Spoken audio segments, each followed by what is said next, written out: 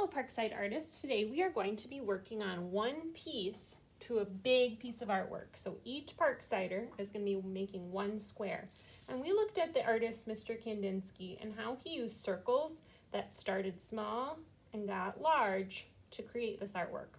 So from the drive-through, what you're going to need to grab is one white square of paper. This is going to be where you draw and paint. And you're going to grab one messy mat. This messy mat, the paper, you're going to notice is a little bit thicker. It's going to trap any mess so we don't have to wash the tables as much. Now, usually the first thing we do is write our name, but because this artwork is going to be used in a big piece of artwork, you probably won't get it back. So for today, we can skip the name part. Someone from your table will need to grab the tempera cakes. Someone else will need to grab 4 fingers of water and 4 brushes for your table to share. Now, when we look at our painting today in Mr. Kandinsky's artwork, I notice one shape that is repeated on all of the artworks, and that's the shape of a circle. Now, your circle is going to start in the middle, and it's going to start maybe small. Now, here's the fun thing about today is everyone's artwork is going to use a circle, but they're all going to look totally different. So sometimes to find the middle of a circle, what I'll do is I'll have my fingers go to each side and I'll have them come in at the same speed. So that means they're both going to come in at the same speed right here. One finger's not going fast and one small. That's not the middle. One's not going slow and the other one fast. Okay, I'm having them come into the middle at the same speed, and I can roughly find the middle about there. Does it have to be perfect, Parksiders? Nope. Do your best, forget the rest. So I'm going to start in the middle with a circle, and you can use any color you would like. So to get the paint on my brush, because as we look at these, they look dry. But if I touch them with a wet brush, it kind of wakes the paint up. So I dip in the water cup, wipe it on the lip, and swipe it in the paint. Dip, wipe, swipe. I'm ready to paint. And that ballerina brush is dancing on her tippiest of toe to make a circle. Now, if my circle isn't perfectly round, do I need a tracer? Nope. Do I need to try it again and throw this paper away? Nope. I'm an artist. I can turn that into a happy accident. Mine's a little off center. It's all right. It's only the first step. I bet I can make it even better. So my favorite colors are purple and orange. So I'm going to start with those right away. But you can choose whatever colors you would like. Maybe you're going to make a pattern with your 2 favorite colors. Maybe you're going to use your brother and sister's favorite colors. Maybe you're going to go rainbow order, Roy G. Biv. It's up to you what colors you use today. So I'm dipping, I'm wiping, I'm swiping. Do you notice how in between each color, when I switch, I wash out my brush? It's really important to wash your brush so the next artist that goes to swipe in the paint doesn't have a brown color to use. Brown can be a beautiful color on your painting, but your classmates, they don't always want to use brown too. So if you're going to mix colors, it needs to be on your paper, not in those cups. I'm doing my best to have my circles grow and grow to the outside edge. And you see what happened? My messy mat caught that mess. That's its job. Am I painting on my messy mat? Nope, I am painting on my paper. But every once in a while it happens that a little mess sneaks off my paper onto that messy mat. That's okay, that's its job. But I'm not going to draw and paint on my messy mat on purpose. It's not going to be an artwork. I'm almost to the edge and I'm going to fill up the whole thing. There's going to be no white spots on this artwork unless I plant them.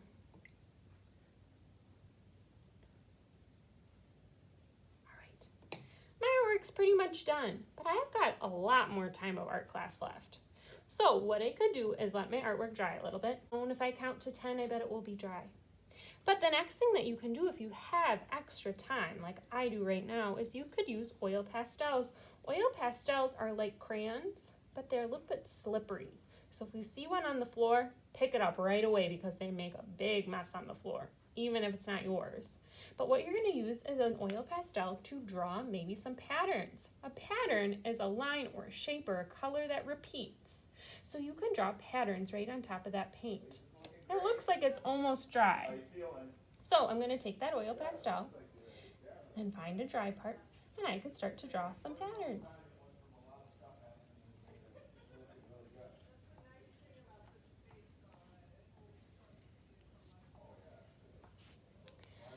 When I grab my next oil pastel, I try to make sure it goes with its buddies in the correct color spot, just so that they stay organized.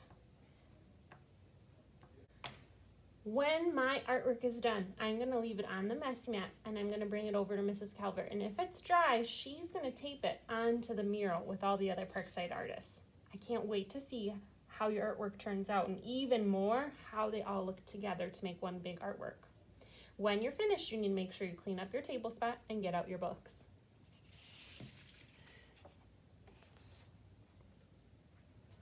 Now, my older artists, you're going to be doing something similar. But instead of maybe jumping right into paint, I thought it might be fun for you guys to experiment maybe with a Sharpie. So at the drive-thru, what you're going to grab is a white piece of paper and a messy mat, because we want to catch any mess, and a Sharpie. Now we know Sharpies are permanent. Would they go on the table or our hands or our clothes? Nope. Neighbor's clothes? Nope. Only the paper we're drawing on. And now here's the thing about Sharpie is it's permanent, so we can't erase.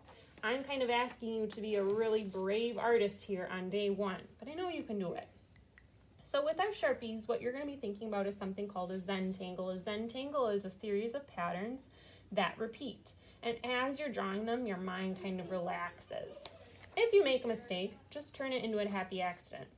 I printed out some Zentangle worksheets that you could look at to get some ideas, or of course you can use your own.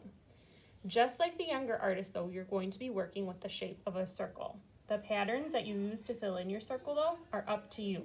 So however you decide to do this, it's your choice. You're starting with the Sharpie. Now to find the middle, what I like to do is have my fingers come to the edge and at the same speed come to the middle, and you can usually find about the middle of your paper. Now if one goes really fast and one goes slow, am I in the middle? Nope. They need to travel about the same speed to the middle, and that will be the center of your paper. Just kind of eyeball it. It doesn't have to be perfect. If you like to use that trick, you can. If you want to just look yourself, you can do that too. So with a Sharpie, I'm just jumping right in, and I'm starting with a circle. I chose to do a spiral pattern, but on this one, I just drew a circle and filled it in. However you think, Parkside artists, will work for you, go for it. So I'm just going to draw some circles. And within those circles, I'm going to create some patterns. I'm filling up the paper all the way to the edge. Now are my circles perfect? Nope, that happens. That doesn't mean I need a tracer. That doesn't mean I need to start over. It's okay. I can turn it into a happy accident. Everyone's artwork is going to look kind of similar because we're using circles. But what's fun about today is they're all going to look really different. Now after I've got those circles drawn, now's where the Zentangle relaxing part starts. I'm just going to start filling in the spaces in between the circles with a pattern.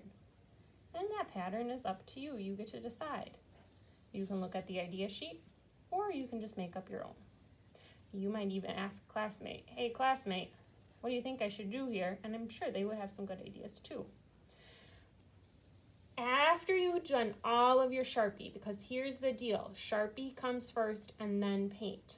After you've done all of your Sharpie, someone will need to go and grab a tray of paint. Someone else will need to grab 4 fingers of water and a paintbrush. You may start to paint your design. Whatever kind of pattern you like. Maybe your 2 favorite colors are orange and purple like mine, and you're going to go orange, purple, all the way out to the edge. Maybe you're going to do Roy G. Biv rainbow order. Maybe you're just going to go random. It's up to you, but I want you to fill in with color all the way to the edge. When these are done, they're going to go to me, Mrs. Calvert, over at the back, and I will tape them together to make a big Parkside mural. You can kind of see how these are going to start to look when they're all put together. As you work with your paint, remember, this looks dry, but when I swipe it with a damp brush, it wakes it up and then I can paint again. So what I just did was I dipped my brush in the water, wiped it on the lip, and swiped it on the paint. Did you hear I kind of swished my brush? That was to make sure that my brush was clean. It's really important that we clean our brushes in between switching colors so that other artists, when they come to use the paint, it's not all brown.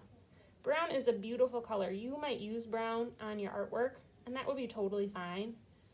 But other artists, they don't want to dip into the yellow and find out that it's brown.